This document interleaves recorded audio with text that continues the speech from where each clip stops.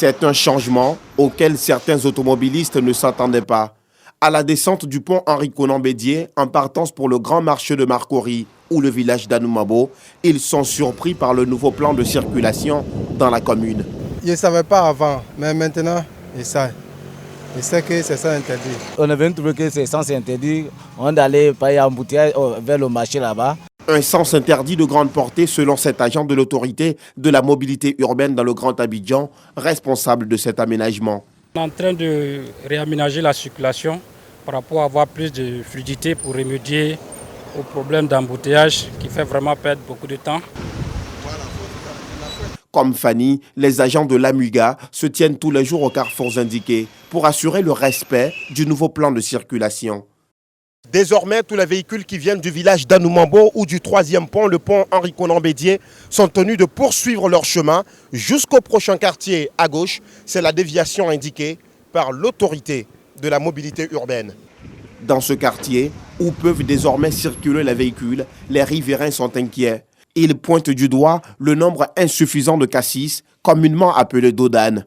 Il y a les dodanes, mais ce n'est pas suffisant. Les dodanes ne sont pas suffisants.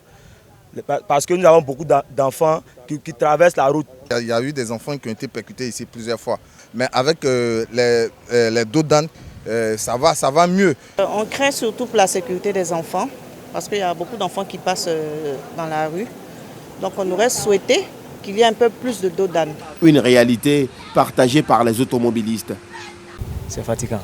Et si je suis sorti par le 3e pont, je peux au lycée municipal de Marcory, j'allais sortir directement là, mais je suis obligé de venir sur l'embouteillage.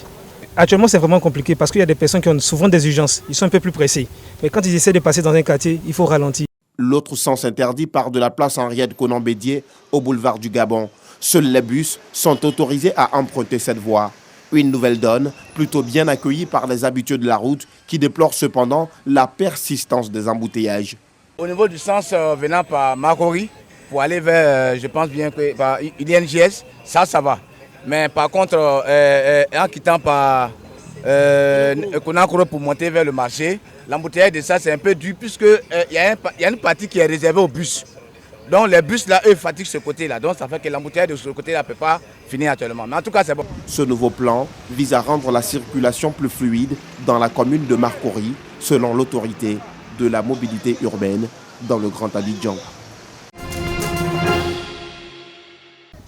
Ils sont 1500 candidats à affronter les épreuves écrites du concours d'entrée à l'Institut national polytechnique Houphouët-Boigny INPHB de Yamoussoukro.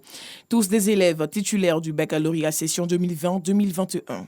Les épreuves se déroulent bien, il n'y a pas trop de problèmes. En tout cas, c'est abordable qu'on fait. Les épreuves sont abordables et bon, on essaie de faire de notre mieux. J'espère pouvoir être admise.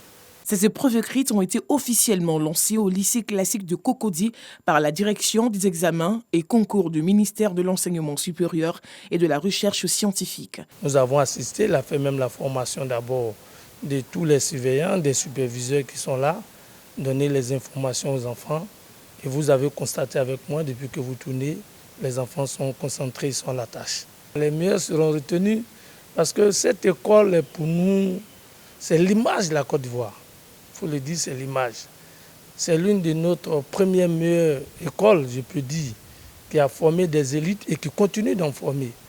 Cette épreuve écrite est la deuxième phase d'admission après la première, l'étude des dossiers. Les candidats sont arrivés, pas eu de difficulté pour retrouver leur salle. Ils ont été installés correctement et on a pu distribuer les différents sujets et donner les différentes instructions pour démarrer. Pour quelqu'un qui est bien préparé, qui a gardé la même dynamique du bac, il y a toutes les chances de pouvoir réussir ce test. Le concours est ouvert aux bacheliers de plusieurs pays selon la vision de Félix Houphouët-Boigny. Il s'agit de la République du Congo, l'île des Comores, le Niger, la Guinée et du Burkina Faso. Et pour cette épreuve écrite, les nouveaux bacheliers des pays du Niger et de la Guinée-Conakry composent le même jour que ceux de la Côte d'Ivoire. Le concours donne accès à deux voies. Soit on rentre en 6 cours pour faire un diplôme technicien supérieur qu'on appelle grade licence, la formation dure 3 ans, ou on va dans les classes préparatoires aux grandes écoles. La formation dure là-bas 2 ans et après ces 2 années-là, il peut passer les concours dans le cycle ingénieur dans toutes les écoles de Côte d'Ivoire et les écoles également partenaires en France, au Maroc Chaque année, nous recrutons autour de 700 bacheliers. Les résultats du concours d'entrée à l'INPHB seront connus le 6 septembre prochain. 2 types de concours différents ont été lancés. Il s'agit des concours d'entrée dans les cycles courts et les concours d'entrée dans les écoles préparatoires. C'est en septembre 1996 que l'Institut national polytechnique Houphouët-Boigny INPHB a vu le jour. Après la décision de fusion de 4 écoles, l'École nationale supérieure d'agronomie ENSA, l'École nationale supérieure des travaux publics, ENSTP, l'Institut agricole de Bouaké, IAB, et de l'Institut national supérieur de l'enseignement technique, INSET.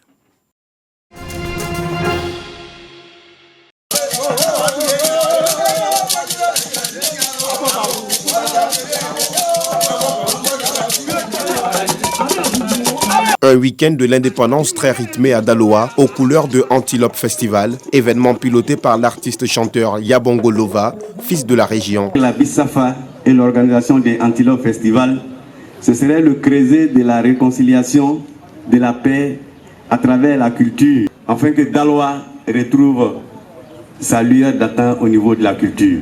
Conférence thématique sur l'entrepreneuriat et les conséquences de l'immigration clandestine, animée par l'honorable Marius Conan, député de la circonscription d'Atié-Guakro. Un volet social a marqué l'événement, dont à l'orphelinat Tomorrow's Hope et à la maternité de l'hôpital général de la ville de Daloa. Merci au fils de Daloa, Yabongo Lova. Vraiment, le geste est très noble. Concert géant avec plusieurs artistes de divers genres musicaux sur la place Lobia de la cité des Antilopes qui a refusé du monde.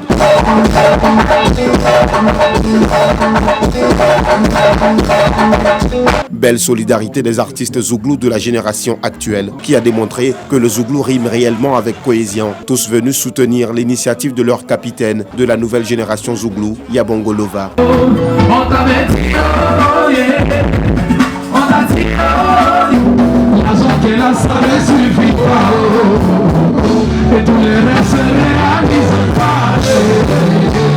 Le coupé décalé était également très bien représenté. Le magnifique, en cas de cas, Priscilla Dégameuse ont assuré la note d'humour de l'événement. 21e siècle, quelle orientation a donné au développement de la région des Antilopes? Tel a été le thème de cette première édition d'Antilope Festival qui a bénéficié d'un grand engouement de la part de la population du Haut-Sassandra.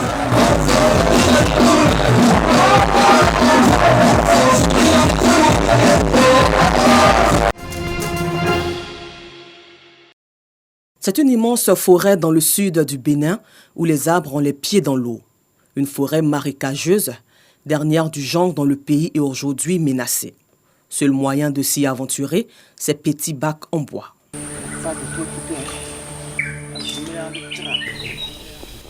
Là, on entend le cri du calao longiband. Donc le calao, ce sont les oiseaux de grande taille avec un grand bec. Donc c'est un peu le cousin africain du toucan. Et donc ce sont des espèces qui sont un peu omnivores. Elles vont manger des insectes, aussi des fruits.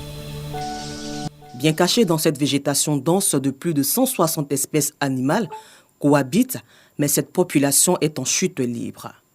La faute aux braconniers poussés par le manque d'argent.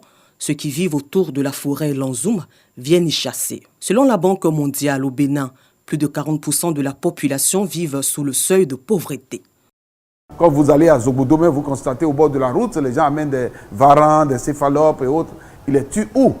Si ce n'est pas dans les plantations, ce serait dans cette forêt. Mais plus encore que le braconnage, la principale menace pour les animaux, c'est la disparition de leur habitat.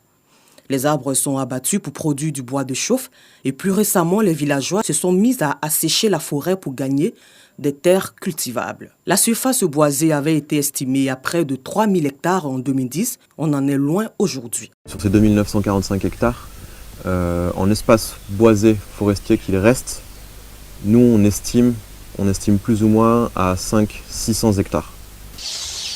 Pour les défenseurs de la forêt, il est urgent que l'État béninois vienne en aide aux villageois pour leur permettre d'exploiter autrement ce trésor vert.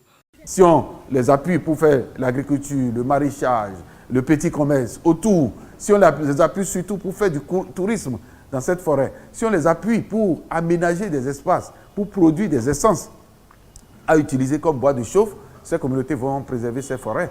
Et les ressources qui sont dedans sont les ressources aujourd'hui de l'humanité. En entendant donc, il devient de plus en plus difficile d'apercevoir les espèces remarquables qu'abrite la forêt Lanzoum. Singes, oiseaux ou encore antilopes menacés par l'exploitation humaine, les animaux sont devenus très craintifs.